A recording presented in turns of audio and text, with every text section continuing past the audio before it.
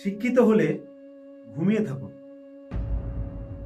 আপনি স্কুল ছুট, অশিক্ষিত বা স্বল্প শিক্ষিত, তাহলেই আপনি দেশ চালাবেন।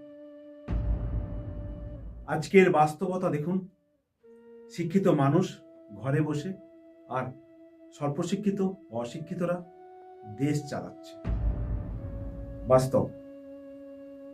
হাতে ডিগ্রি আছে কিন্তু কাজ নেই, আর যাদের হাতে ক্ষমতা তাদের নেই ন্যূনতম শিক্ষা। চাকরি করতে যাবেন, যোগ্যতা লাগবে, পরীক্ষা লাগে, কিন্তু নেতা হতে কিছুই লাগে না বললেই চলে। যারা আইন বানায়, দেশের ভবিষ্যৎ ঠিক করে, তাদের শিক্ষার মানদণ্ড নেই কেন? শিক্ষা ছাড়া নেতৃত্ব উন্নয়ন নয়, বিপদের ডাক।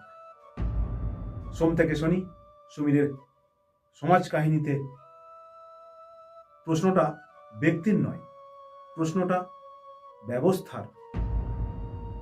ভাবার সময় এসেছে।